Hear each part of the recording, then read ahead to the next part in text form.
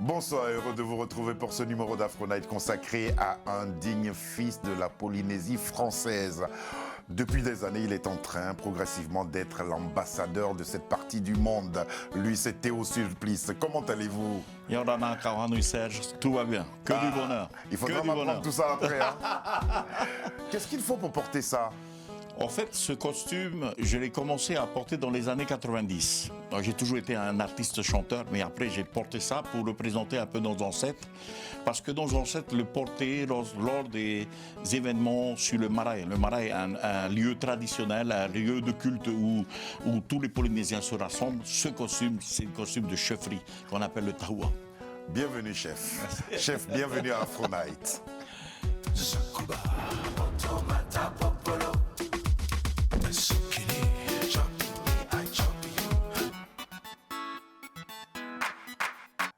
En préparant cette émission, il y a une chanson qui m'a particulièrement touché. Elle s'appelle Atatrapa. Je le prononce bien au moins? Oui, tu as bien prononcé. Atatrapa. Et ça veut dire quoi? Alors cette chanson, elle parle surtout de Dieu, hein, un rappel à la population de ne pas oublier que Dieu est là, et Dieu est amour, et Dieu est pour tous. Donc du coup, il demande d'ailleurs à la population à ne pas oublier Dieu. Voilà, se décaler par rapport à sa voix qui nous enseigne. Il faut respecter les règles établies par Dieu. Ouais. On va écouter cette chanson qui, moi, m'a particulièrement touché. C'est l'audio. Hein. C'est l'audio, tout simplement. Pourquoi autant de mélancolie? C'est parce que je pense que les Polynésiens vivent autour de la nature et donc la création de leur art oratoire, parce que nous sommes dans un pays où l'art oratoire est d'excellence, tourne autour de la nature, parce qu'il y a l'eau, le bruit de la mer, le vent, les animaux, de la nature, la mort. La quiétude, quoi. Voilà, la mort, la vie, donc les chansons, elles parlent surtout de là. Depuis l'arrivée des missionnaires en Polynésie, les chansons, elles tournent sur la voix de la Bible, quoi. De la Bible. Alors, on écoute encore, parce que moi, je sais pas, elle me touche particulièrement, c'est vrai. Hein. Oui. Il y a une mélancolie, il y a quelque chose dans cette chanson. Ben, cette chanson, elle fait partie du patrimoine. Ouais. Elle fait partie du patrimoine polynésien. Oui, parce que c'est une chanson qui a été interprétée par un groupe en Polynésie qui s'appelle Terva Petit. Moi, je l'ai repris. Pourquoi? Parce qu'il y avait ma grand-mère un jour qui était venue en France. Elle est partie à l'église de Notre-Dame et on avait chanté un peu cette chanson avant de rentrer dans l'église. Elle s'est mise à pleurer. Donc, du coup, on sent bien que les Polynésiens se trouvent dans cette chanson. Voilà. Surtout pour ceux qui croient. Je ne suis pas donc le seul à avoir été ému par ce titre. Vous, c'est une petite annonce qui va sceller votre destin. C'est l'annonce de Paulette Viennot, du ballet de Tahiti New. Et qu'est-ce qui fait que vous répondez à cette annonce? Est-ce que vous aviez des aptitudes de danseur? Parce que vous avez commencé comme danseur. Alors, j'ai commencé aux îles Marquises en tant que danseur du haka. Dans le quartier, lorsqu'il y a des arrivées des hauts commissaires qui venaient aux Marquises, ou alors les bateaux de militaires, ou des bateaux de touristes, simplement. Donc, c'est tout le village qui organisait une fête. Vous dansez pour les égayer. Pour accueillir. Et donc, il est question de danser du haka marquisien, des danses les missionnaires ont appelé la danse du cochon. Ouais. Et donc cette danse-là, elle est omniprésente chez nous. Après, on m'a proposé de venir travailler à Tahiti pour travailler à la boulangerie. Je faisais du pain à l'époque, j'étais jeune, hein, j'avais 16 ans. Et du coup, là, j'ai rencontré une difficulté un petit peu dans le lieu de travail. J'avais décidé de quitter. Et j'ai été ensuite chez ma tante. Et là, j'ai vu une annonce. Ouais. Et c'était l'annonce de Paulette Viennot qui cherchait des danseurs. Et je suis allé voir David Tiahi à Motuta. Motuta, c'est l'endroit où le coach, en fait, le chorégraphe travaillait. Et donc, quand je suis allé, il m'a regardé de bas en haut, en bas. Il m'a dit, je crois que Mamie Blanc, c'était Paulette Viennot, je crois que Mamie Blanc va te prendre parce que tu es beau Et en plus, tu es grand. Je pense qu'il va te prendre.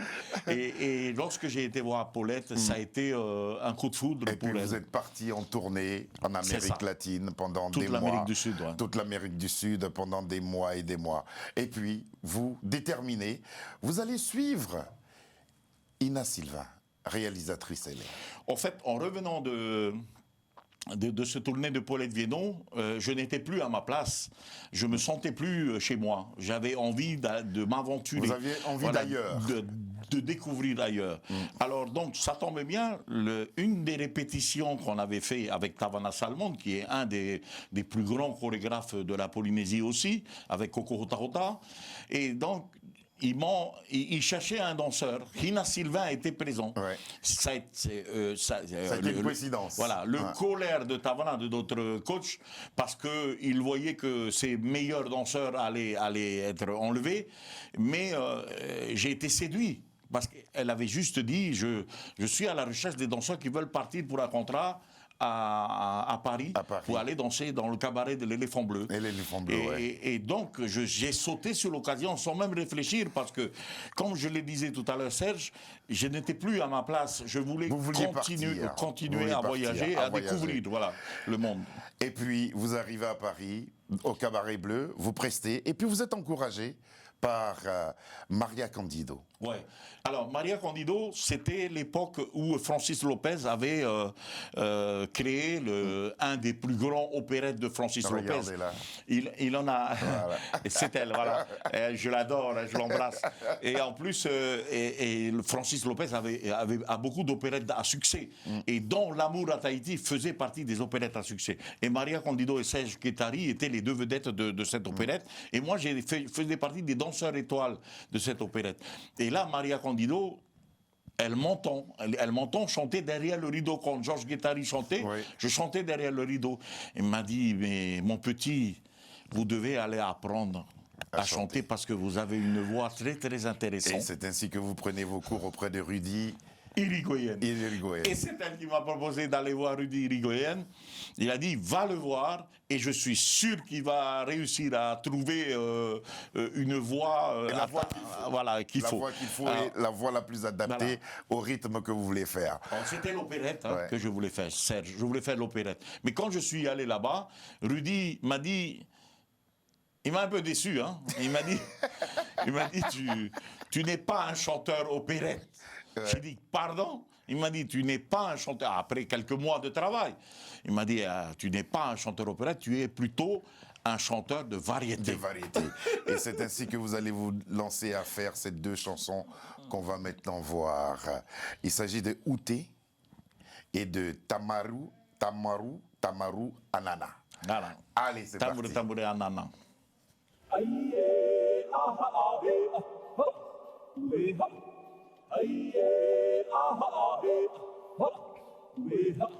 Maide, e horota guaireira, tota guaia na vela akia mai tuana maide, horoa, mate ante alta guai, haka veru to di pare o auera oi te aue, haka veru to di pare o auera oi te aue, ai aha ahe, we ha. Aye, aha, hey, we ha.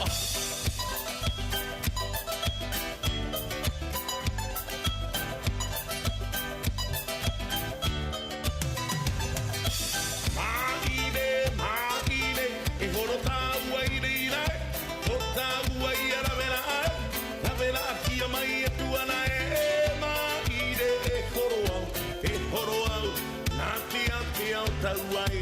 Haka veru tohi pare o auera o te aue. Haka veru tohi pare o auera o te aue.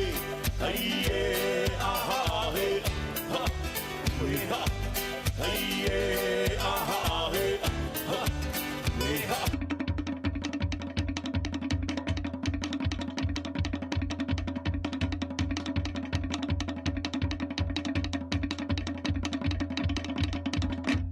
Tambouré, anana, mesdames et messieurs, venez danser.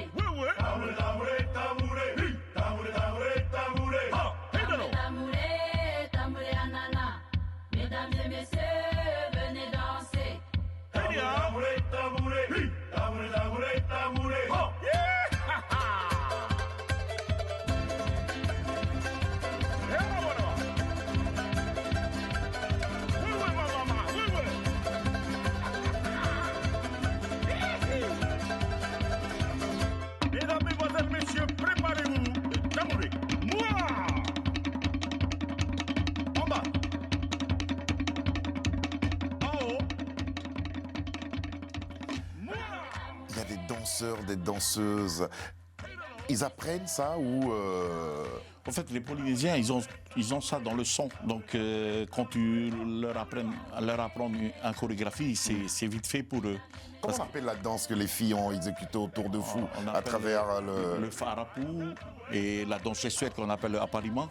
Et donc, c'est selon les textes, puis ils vont mimer. C'est facile pour elles. Il y a des messages contenus dans ces vidéos que nous venons de voir. Les tikis tahitiens, les tatouages, les tenues de chef comme celle que vous portez là. Est-ce simplement artistique ou c'est une démarche militante? Ah non, c'est vraiment c'est la tradition du pays. Donc c'est pour ça que ce clip Outé a été tourné sur le Paipai. Le Paipai, c'est un lieu de rassemblement où tous les décideurs, les chefferies, décidaient pour la vie quotidienne de nos populations. C'était comme ça le Maraï avant. Ouais. Bon, aujourd'hui, les gens, ils ont construit des maisons, mais avant, c'était ça. Donc pour moi, il était important d'interpréter ces chants sur ce lieu-là et aussi de porter ces costumes-là pour marquer un peu l'image de nos ancêtres de l'époque. C'est de les porter, tout simplement être l'ambassadeur de nos anciens. Vous avez été privé, en tout cas les Polynésiens ont été privés de cette culture-là, les tikis, les tatouages, tout ça, les missionnaires voulaient bannir cela. Vous, aujourd'hui, vous vous sentez investi d'une mission pour réhabiliter ces choses-là, ces valeurs-là. J'ai toujours été à 200% pour ma culture. Moi, je dis qu'il est possible d'avoir une compatibilité entre la culture et la religion. Et d'ailleurs, avant, ils nous ont interdit tout. Le tatouage, c'était sale, c'était du diable. La danse, c'était trop sexuel et c'est pas bon.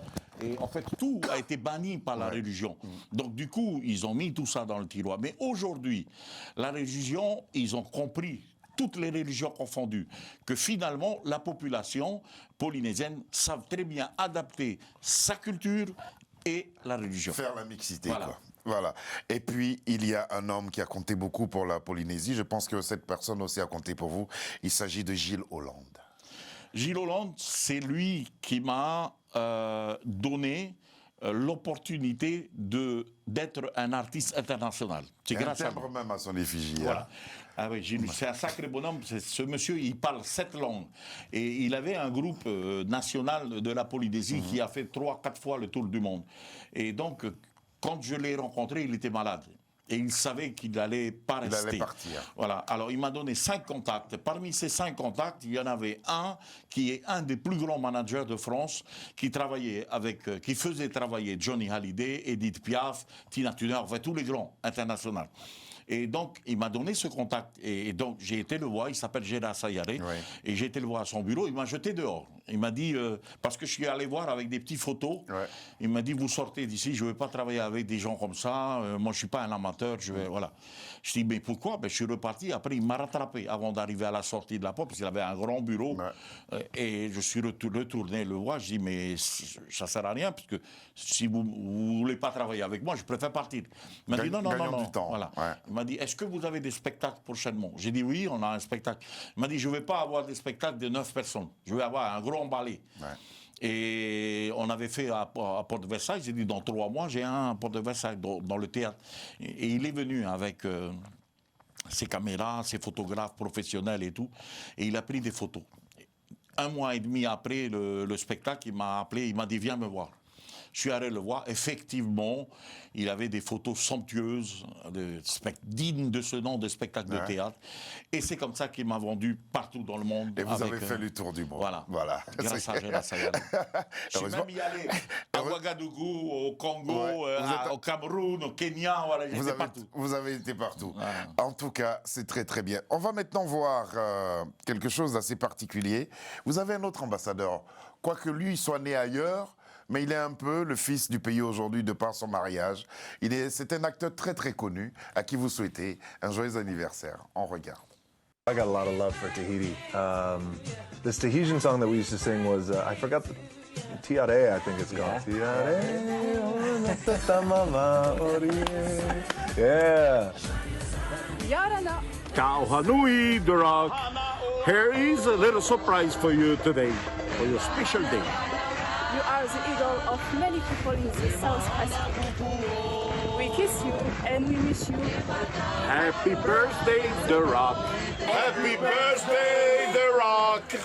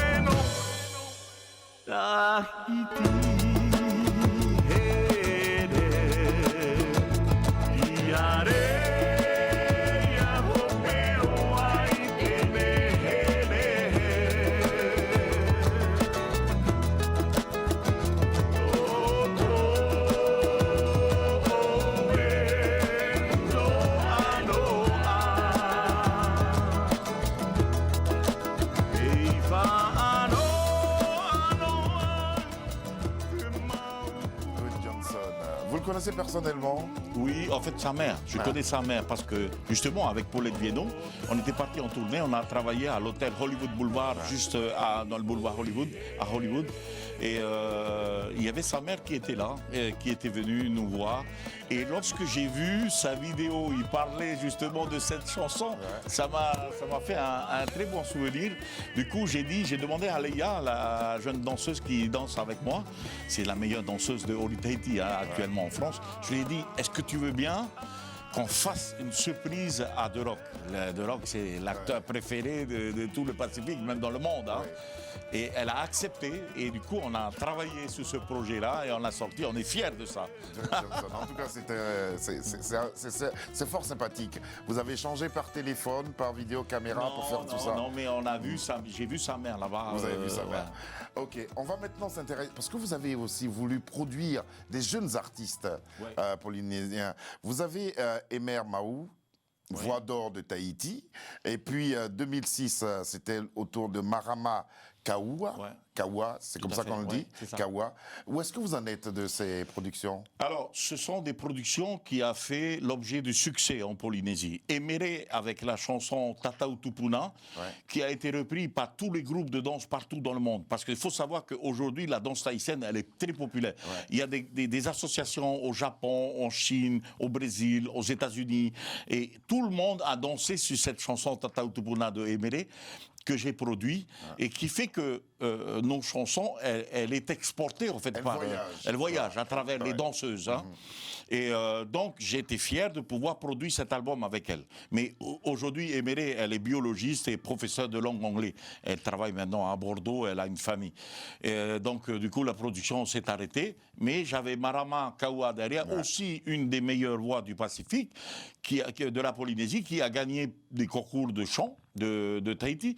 Donc j'avais décidé de produire parce que je trouvais qu'il y avait dans ses voix quelque chose qui pouvait non pas rivaliser les artistes européens, mais se mettre à la hauteur, des artistes européens. D'originalité par rapport à toutes ces voix très connues. On va maintenant voir le tour du monde que vous avez fait en quelques petites secondes. Hein. On va voir ça à travers ce teaser.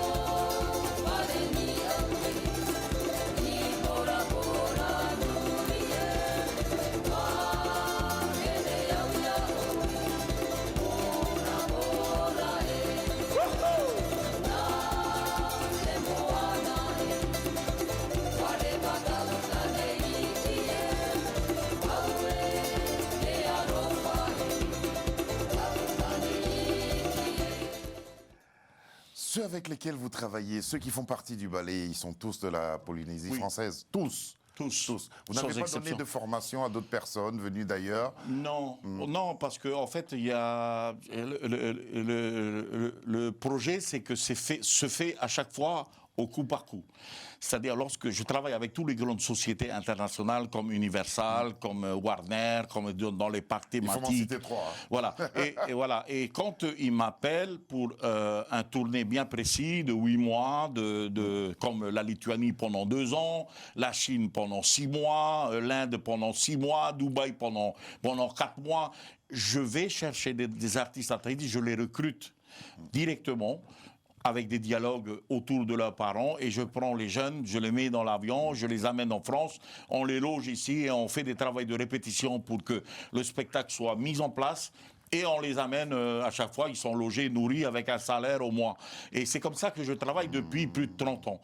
Et c'est au coup par coup. Mais depuis 2005, la crise a frappé. Elle a commencé bien avant pour nous. Parce que, faut savoir, Serge, la plupart des sociétés entertainment dans le monde, ce sont des sociétés américaines. Ouais. Et cette crise de 2007 en France, c'est une crise américaine. Elle a commencé pour nous en 2005. En 2004, les agences nous avertissaient qu'on allait avoir des cataclysmes de problèmes, et ça ne s'est pas trompé. Voilà. Ouais, personne ne s'est trompé à ce sujet-là. Il y a des dates qui ont été annulées parce qu'il y avait des représentations qui étaient prévues. À cause de la crise sanitaire, ça a été reporté. Comment vous rattraperez toutes ces dates-là? Ça a été une calvaire. Je pense que j'ai vécu une période la plus complexe dans ma vie au niveau de sauvegarde de l'entreprise. Parce que sans l'entreprise, on ne peut pas travailler. Du coup, qu'est-ce que j'ai fait? On a ramené une partie des artistes en Polynésie, on a gardé une petite partie pour faire face parce qu'on y croyait qu'on allait sortir, qu'on allait repartir tout de suite. Et finalement, et ça c'est pas fait, et puis on a pendant 1 an, on n'a pas pu travailler. Donc du coup, c'était vraiment la gestion. Je nie pas le Covid-19, elle est bien là. Mais la gestion, les décisions prises par le gouvernement, je pense que c'est une erreur totale d'avoir freiné tout et de mettre tout le monde dans le chaos. Et je pense que ça va être dur pour la reprise. Et moi, j'ai de la chance de travailler avec le CIOF pour pouvoir faire des festivals de Montoire, festival de Bujol, festival de... Tu vois, donc j'ai quand même une chance, mais je pense que tous les artistes ne sont pas là. C'est vrai, il y a un brin d'espoir. Que nous offre ce DVD ? Alors, ce DVD, c'est la mémoire, c'est notre mémoire. C'est des différentes scènes à travers le monde, des différentes prestations dans les émissions de télé avec mon ami Michel Drucker, avec mon ami Jacques Martin, avec toutes ces émissions de télé qu'on a fait, même des trucs en Afrique. On a été invité par la première dame de Ouagadougou en Afrique. Ouais. En fait, c'est toutes les scènes du monde entier, les coulisses aussi. Et puis les bons moments du vécu avec ces artistes. C'est quand même grâce à eux que je suis arrivé là. Sans eux, je ne serais pas là. Voilà. En tout cas, c'est un hommage que vous leur rendez à travers ce DVD qui est disponible. On peut la voir partout. On peut la voir partout et elle sera distribuée en France bientôt. En France. Et moi, j'ai la primeur d'en avoir 2 pour moi seul. Voilà. Mais ils peuvent aller sur le site internet www.tahitiomarquise.com. Ils peuvent le trouver. Ça, j'ai jamais fait ça. Je vais le faire avec vous. J'ai 2 titres avant qu'on ne se quitte. J'ai Teo Kakoa et j'ai Tapu Tae. Qu'est-ce qu'on retient pour finir? Moi, j'aime bien le titre Eteo e Kaoha'a parce qu'elle reflète les îles Marquises, c'est mes origines, c'est là où je suis né. Et cette chanson, elle parle aussi de moi, de saluer le maire, de saluer les autorités, de saluer Théo. Je pense que ça reflète voilà. Et c'est comme si vous suiviez notre conducteur. C'est ce titre-là qui va intervenir maintenant. Théo Sulplice.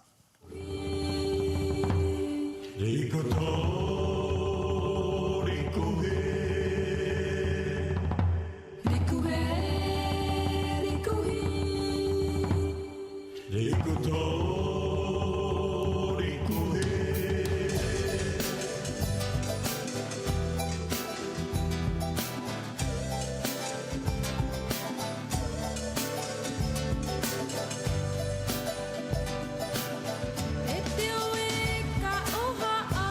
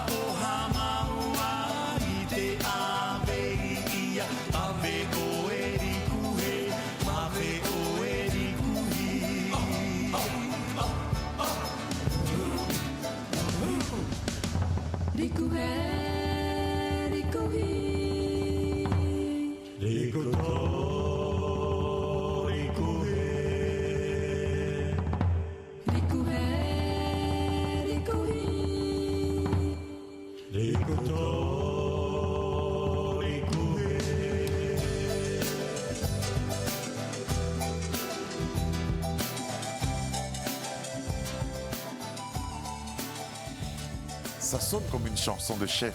Ben oui, parce que c'est une chanson qui marque quand même, tu vois. Alors avant on saluait le chef coutumier, maintenant on salue le maire. En ayant toujours en tête le chef coutumier. Théo Sulplice, merci beaucoup d'être venu. Vous n'avez pas de tatouage, vous? Si, ben j'en ai plein, tu vois, regarde, j'en ai plein. Ça veut plein. dire des choses? J'ai même sur les fesses aussi, celle. Je n'oserais pas voir celle-là. Merci beaucoup d'être venu. Merci de Le m'avoir DVD, invité. il est là. Le ballet de Théo, de la Polynésie au bout du monde, car ce monde-là, il a parcouru grâce justement à cet art qu'il nous communique à travers toutes ses représentations. À Paris, il y a des spectacles qui sont prévus en juillet. On a à la Défense à Puteaux le 12 juin, un festival qui va se faire à Puteaux, on sera là-bas. 12 juin. Ouais, 12 juin. On va essayer d'être là. Merci beaucoup d'être venu. Il y a d'autres festivals, hein. Il y a Montoire, le festival de Ce qui Montoire. est certain, on va en faire peut-être 2 ou 3 au cours de l'été. Merci beaucoup d'être venu jusqu'à nous. Moi, j'aime bien vos danseuses. Elles savent danser. ça. Quand une femme sait danser, elle est toute belle.